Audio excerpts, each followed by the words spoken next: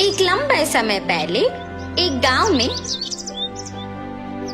चंद्रैया और शकुंतला नामक पति पत्नी रहते थे।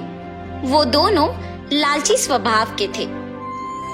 चंद्रैया बहुत सारे भैंसों को पालते उनका दूध उस गांव वासियों को बेचता था। उस सारे गांव में सिर्फ चंद्रैया दूध बेचता था और वो दूध में बहुत सारा पानी मिलाकर बेचता था। इतना ही नहीं, वो कम से कम उन भैंसों के बच्चों को भी पीने के लिए दूध नहीं बचाता था। एक दिन जब चंद्रैया दूध लेके गांव को बेचने जाता है, चंद्रैया, तुम्हारे दूध में दिन प्रतिदिन पानी की मात्रा ज्यादा हो रहा है। तुम्हारे पास इतने भैंस होने के बावजूद तुम पानी क्यों मिला रहे हो? अगर तुम्हें पसंद है तो मुझसे दूध लो, वरना नहीं। मैं यही दूध किसी और को भी दे सकता हूँ। ऐसे गुस्से से बात करके वहाँ से चला जाता है। उस सारे गांव में सिर्फ चंद्रैया ही दूध बेचने के कारण वो जैसे भी दूध दे, सभी चुपचाप उसी से लेते थे। जहाँ वो भैंसों को रखता था, उसके बगल में एक बड़े पेड़ पर एक भूत रहती थी। हमेशा की तरह चंद्रैया सारे भैंसों के पास जाकर उनसे दूध निचोड़ के पानी मिला के सबको बेचने जाता है। हर रोज ये लालच के कारण इतना दूध निचोड़ता है कि हमारे खुद के बच्चों को पिलाने के लिए कुछ नहीं है। इतना ही नहीं, हम हर रोज देखते हैं कि वो दूध में पानी मिलाता है।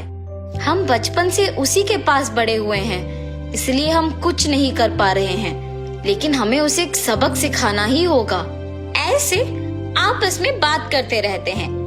जब वहाँ की भूत उनकी बातें सुनकर सोचती है, हर रोज इन भैंसों की दुखी बातें मैं नहीं सुन पा रही हूँ, और इतना ही नहीं, इस आदमी के दूध में पानी मिलाने के कारण गांव वाले भी दुखी हो रहे हैं। इन भैंसों की सहायता से ही इस आदमी को सुधारना होगा। ऐसे सोचकर वो भूत उन भैंसों के पास आती है। तब मैंने तुम सब की बातें सुनी है। अगर तुम लोग मेरी बात सुनोगे तो तुम्हारे मालिक को सुधार सकते हैं। कौन हो तुम? तुम हमारी बातें सुन सकती हो? मैं एक भूत हूँ, इसी पेड़ पे रहती हूँ। मैं हर रोज तुम्हारी बातें सुनते रहती हूँ। हम तुम्हारी बात सुनेंगे, मगर वादा करो कि तुम हमारे मालिक को कुछ नहीं करोगी, सिर्फ उन्हें एक सबक सिखाओ, बस। ठीक है, तुम्हारे मर्जी के अनुसार उन्हें कुछ नहीं करूंगी। ऐसे कह के हमेशा की तरह चंद्रैया उनसे दूध निचोड़ने जाता है। जब वो निचोड़ने लगता है, तब वो भैंस उसे जोर से लात मारती है। बाप रे शकुंतला, मेरा पीठ टूट गया। ऐसे जोर से चिल्लाने पर शकुंतला अपने पति के पास आती है। अरे रे, क्या हुआ? आप गिर कैसे गए? उस भैंस को आज कुछ हुआ है।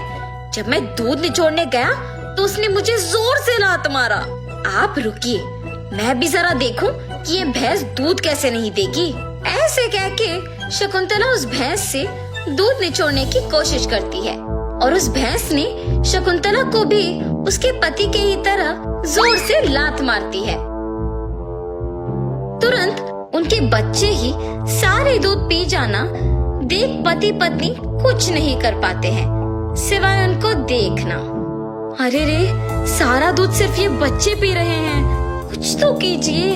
आज के लिए हम कुछ नहीं कर सकते हैं, शाम को वापस आएंगे दूध निचोड़ने। ये फैसला करके वहाँ से चले जाते हैं। शाम को जब दोनों वापस दूध निचोड़ने जाते हैं, तो सुबह की ही तरह वो भैंस उन दोनों को लात मारती है। ये देख पति पत्नी दोनों डर के मारे घर चले जाते हैं। ऐसे कुछ दिनों तक भैंस उन्हें दूध निचोड़ने नहीं देती है और सारा दूध सिर्फ अपने बच्चों को पिलाती है। सुनिए, कम से कम हमारे उपयोग के लिए तो दूध निचोड़ के आइए ना। बाप रे, हम अगर इस गांव में भी दूध नहीं दे पा रहे हैं तो भी ठीक है, मैं तो उस भैंसों के पास नहीं जाऊंगा। वहाँ के भैंसों में से एक को कुछ तो हुआ है, इसीलिए हमें दूध निचोड़ने नहीं दे रही है और सिर्फ उसके बच्चों को दूध पिला रही है। उतना चाहिए तो तुम खुद निचोड़ने जाओ। बाप रे, मैं अकेले? नहीं नहीं, हम दोनों मिलके दूध निचोड़ने की कोशिश करते हैं। चलिए ठीक है, कल सुबह जाएंगे। ठीक है जी। भैंसों के पास जाते हैं। शकुंतला, पहले तुम जाओ। ऐसे कहने पर शकुंतला उन भैंसों के पास जाके दूध निचोड़ने की कोशिश करती है। जब वो निचोड़ने की प्रयत्न करती है तो वो भैंस जोर से लात मारती है।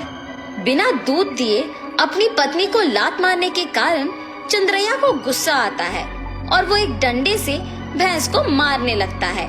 मेरी पत्नी को दूध निचोड़ने नहीं दोगे तुम? हाँ?